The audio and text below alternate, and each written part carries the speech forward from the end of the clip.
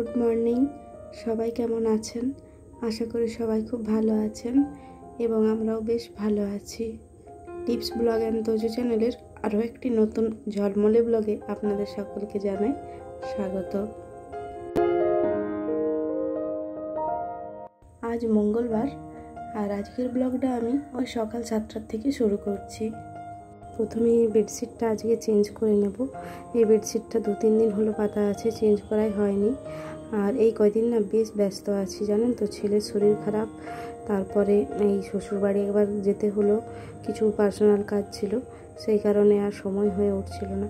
তো আজকে ভাবলাম আগে এই বেডশিটটা চেঞ্জ করি। আমি বেডশিটটা 2-3 দিন হলো পাতা আছে আর কালারটাও কেমন নোংরা হয়ে গেছে।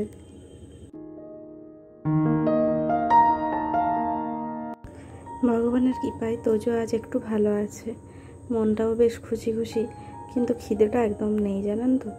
মানে খাবো খাবো করছে, কিন্তু খাবার দিলে ওই অল্প এতটুকু খেতে পারছে। যে বাচ্চাটা অতিরিক্ত খাওয়ার জন্য একটু হেলদি হয়ে যাচ্ছিল, সে এখন আবার খেতে চাইছে না। মানে ভাবতেই অবাক লাগছে, একদমই খেতে চাইছে না। ভাত দিই বা যে কোনো খাবারই দিই, কোনো কিছু এখন খাওয়াতে রুচি নেই। ওই জ্বরটা আছে না, মানে জ্বরটা এখন ছেড়ে গেছে, কিন্তু হয়তো জ্বরের জন্য মুখটা ওইরকম নষ্ট হয়ে গেছে।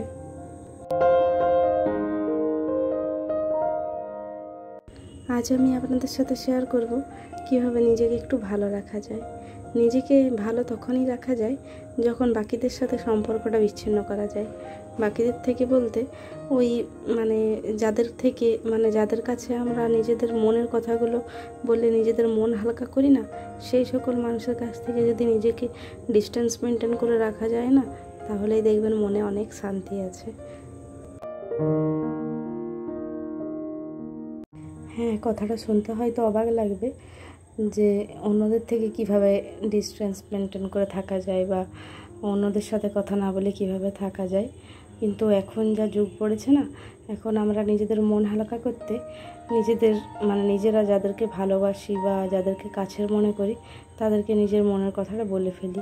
এমনকি সমস্ত পার্সোনাল কথা, স্বামী স্ত্রীর পার্সোনাল কথা, শ্বশুর বাড়ির পার্সোনাল কথা, বাপের বাড়ির পার্সোনাল কথা বা নিজের জীবনের কোনো পার্সোনাল কথা তাদের সাথে শেয়ার করে ফেলি আবেগের বশে। কিন্তু পরেই যখন দেখবেন সেই মানুষটি আবার আপনার পেটে ছুরি মারছে, তখন কিন্তু নিজেকে আর কন্ট্রোল করা যায় না, ভীষণ কষ্ট হয় তখন। নিজের মনের কথা না নিজের মনেই রাখতে হয়। যতই সে ক্লোজ হোক, যতই বন্ধু হোক, বান্ধবী হোক বা কাছের রিলেটিভ হোক বা দুদিনের পরিচিত মানুষ হোক, নিজের কোনো কথাই কারোর সাথে শেয়ার করতে নেই। আর এদিকে দেখুন তোজবাবুর মেজাজটা আজকে একটু ভালো আছে, তাই ওর জন্য সকালবেলায় বানাচ্ছিলাম ম্যাগি, তখন ও চলে এসছে, বলে কিনা তাও মা আজকে আমি বানাচ্ছি ম্যাগি। যদিও এই ফার্স্ট টাইম করার চেষ্টা করছে, তো ম্যাগিটা গোটাই দিয়ে দিয়েছিল, সেটা আমি একটু ভেঙে দিলাম। আর এই যে ম্যাগির প্যাকেটটা, ম্যাগি মশলার প্যাকেটটা খুলে দিলাম, ওটাও দিয়ে এখন চামচে করে নাড়াচ্ছে। আবার চাইছে চামচ হবে না, এবারে আমাকে একটু খুন্তি দাও।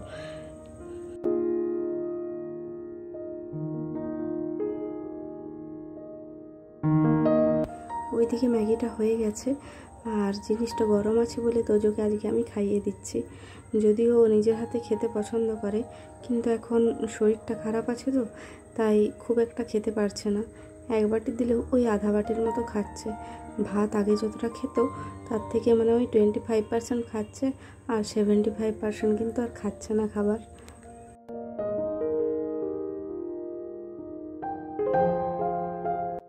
2 বছর বয়স থেকেই কিন্তু তোজো নিজের হাতে খেতে ভালোবাসে, সেই ছোট্টবেলার থেকে। তখন তো খাবার নিজে গুছিয়ে বাগিয়ে খেতেই পারতো না, অর্ধেক খেত অর্ধেক ফেলতো, কিন্তু এখন কিন্তু পুরো পরিপাটি করে খেয়ে শেষ করে নিতে পারে, আর একটুও পড়ে থাকে না খাবার। আর সাইডে যেগুলো পড়ে সেগুলো ওকে আমি শিখিয়েছি, সাইডে যেগুলো পড়ে যায় সেগুলো তুলে থালাটা পেছনে রেখে দেবে।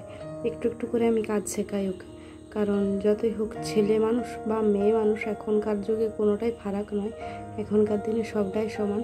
কিন্তু আমি শেখাই ওর জন্য যাতে ভবিষ্যতেও কষ্ট না হয়, কারণ বাইরে পড়তে গেলে বা চাকরির সূত্রে বাইরে গেলে বা কাজের সূত্রে বাইরে গেলে তখন নিজে যখন কাজ করবে না, তখন খুব কষ্ট হবে যদি এখন থেকে একটু একটু না করতে শেখে। মেয়েদিকে যেভাবে হাতে ধরে কাজ শেখায় না, আমিও তোজোকে চেষ্টা করি সেইভাবেই হাতে ধরে কাজ শেখানোর। ওইদিকে সকালবেলায় যে কাপড়গুলো ভিজিয়ে রেখেছিলাম সেগুলো কেচে স্নান টান সেরে একেবারে চলে এসেছি ওপরে, কাপড় জামাগুলো মিলে দিতে। আর আজকে আবার যাব বিপত্তারিণী পুজো করতে ওই দিদির বাপের বাড়ি, আগেই আপনাদেরকে বললাম। তো সেখানে আরও যাওয়ার তাড়া আছে, তার উপরে রান্নাবান্না আছে। যদিও রান্নাবান্নার আজকে সেরকম চাপ নেই, আজকে ওই নিরামিষ রান্না করব। তো নিরামিষ রান্নাটা দেখবেন তাড়াতাড়ি হয়ে যায়, কিন্তু বেশি টাইম লাগে না। আর আমিষ রান্নাতেই কিন্তু যত ঝামেলা।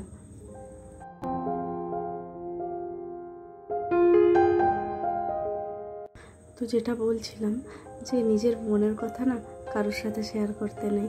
দেখবেন মাঝে মধ্যে যখন হাজব্যান্ড ওয়াইফের ঝামেলা হয়, তখন যদি কাছে যদি কোনো বান্ধবী আসে বা পাশের বাড়ির কেউ আসে বা আত্মীয় স্বজন যেই হোক কেউ যদি আসে, মানে যারা একটু দূর সম্পর্কের হোক বা বন্ধু হোক ছোটোবেলার, তারা যদি কাছে আসে বা ফোনে কথা হয়, সে সময় দেখবেন আবেগের বশে না অনেক কথা বেরিয়ে যায় যে আমার হাজব্যান্ডের সাথে আমার এই হয়েছে বা হাজব্যান্ড এই করেছে ওই বলেছে। দেখবেন অভিমানের টাইমে না সেই টাইমে বেশ কয়েকটা কথা বেরিয়ে যায়, মানে বলতে না চাইলেও কিন্তু বলা হয়ে যায়। আমার ক্ষেত্রেও অনেকবার এরকম হয়েছে। তো সেই টাইমে তারা হয়তো আমাদেরকে সান্ত্বনা দেয় যে না সব ঠিক হয়ে যাবে, চিন্তা করিস না, এই সেই হ্যান ত্যান। তো আমরা আবেগের বশে বলে ফেলি ঠিকই, আমাদের সেই মুহূর্তের জন্য মন হালকা হয়, কিন্তু ভবিষ্যতের জন্য না আমাদেরকে সাফার করতে হয়। কারণ যে মানুষগুলোর কাছে আমরা নিজেদের মনের কথা শেয়ার করি, নিজের শ্বশুর বাড়ির কথা, বাপের বাড়ির কথা বা নিজের জীবনের কথা বা হাজব্যান্ডের কথা শেয়ার করি, সেই মানুষগুলোই আবার দেখবেন অন্য লোকের কাছে গিয়ে আপনার নিন্দা করে, জানিস ওর সাথে এই হয়, জানিস ওর সাথে হে হয়। আবার সে ঘুরে ফিরে যখন আপনার কাছে ওই কথাগুলো আসে না, তখন দেখবেন এত মন খারাপ হয়ে যায় যে কেন ওকে বললাম নিজের মন হালকা করতে গিয়ে, বা ও আমার এত ভালো কাছের বন্ধু, ও কেন আমার সাথে এরকম করলো। আমার সাথে বিশেষ করে এরকম অনেকবার হয়েছে। তো এখন আমি নিজেকে অনেকটা কন্ট্রোল করে নিয়েছি। এখন খুব একটা বাইরে কারোর সাথে আমি মিশতেও পছন্দ করি না, আর বাইরে কারোর সাথে খুব একটা কথাও বলি না। মানে যতই সে ক্লোজ বন্ধু হোক বা যাই হোক, নিজেকে আমি ডিস্টেন্স মেনটেন করেই চলার চেষ্টা করি আর কি। আর এই ফুলগুলো দেখুন, এই ফুলগুলো কিন্তু সব আমার ছাদে হয়েছে, একদম গাছ ভর্তি করে ফুল হয়েছে জানেন। আর বাড়িতে পুজো সেরে এখন চলে এসেছি দিদির বাপের বাড়িতে। আর এখানে অনেক দেরি করে পুজো শুরু হয়, ওই পুজো শুরু হতে হতে প্রায় 2:30 বেজে গেছিলো, আর পুজো শেষ হতে হতে ওই 3:45 মতো বেজে গেছিলো।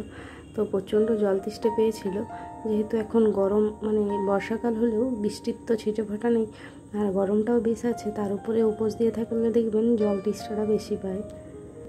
আর এইদিকে আমরা এখন চলে এসেছি সরস্বতী ইন্টারন্যাশনাল স্কুলে। মানে এই দুটো বাচ্চা দেখছেন, এরা আমার ভাসুরের, মানে 2 ভাসুরের 2 ছেলে মেয়ে, এরা এই হোস্টেলেই থাকে।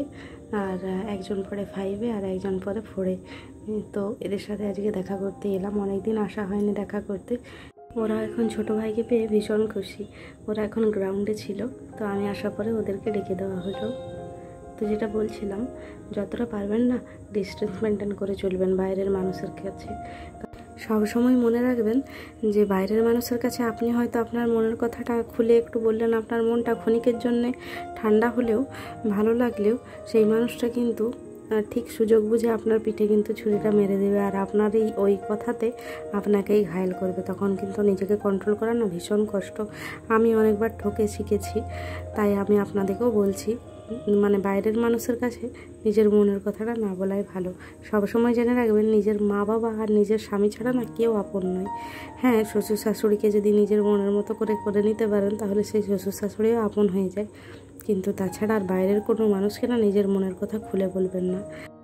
আর এইদিকে দেখুন, তো যেটা ওর মিমি দিদির কোলে এসে চেপে গেছে। মিমিটা ছোটোর থেকেই ওকে কোলে নিতে ভালোবাসে, যদিও এখনও কোলে নেওয়ার চেষ্টা করে, এবং বাড়ি যখন যায় বাড়িতে গিয়েও কিন্তু ওকে কোলে নিতে চায় অনেকবার, তো পারে না। এখন বেটু একটু বড় হয়ে গেছে, তো নইলে ছোটোবেলায় যখন মিমি যখন ছোটো ছিল না, তখন ওকে একদম এক সাইডে হেলে হেলে কোলে নিয়ে গোটাই ঘুরে বেড়াতো। ওদের সাথে ওই 1 ঘন্টার মতো দেখা করলাম, ঠিক 1 ঘন্টা নয়, ওই 45 মিনিটের মতো ছিলাম, তারপর চলে এলাম। আর ওই কোনাতে দেখুন ওরা দুজন দাঁড়িয়ে ওকে বাই করছে। খুব খারাপ লাগে ছেলেগুলোর জন্য, বেচারারা কত ছোটোর থেকে হোস্টেলে চলে এসেছে। আর রাত্রে বাড়িতে বানিয়ে ফেললাম ডালিয়া, আলুর তরকারি আর আলু সেদ্ধ, মানে আলু মাখা। আজকে আর কিছু করছি না। তো আজকে চলুন, আজকের মতো ব্লগটা আমি এখানে শেষ করছি। আপনারা অবশ্যই কমেন্টে জানাবেন কেমন লাগলো আমার ব্লগ, আর যদি ভালো লাগে চ্যানেলটা অতি অবশ্যই সাবস্ক্রাইব করে রাখবেন। Good night.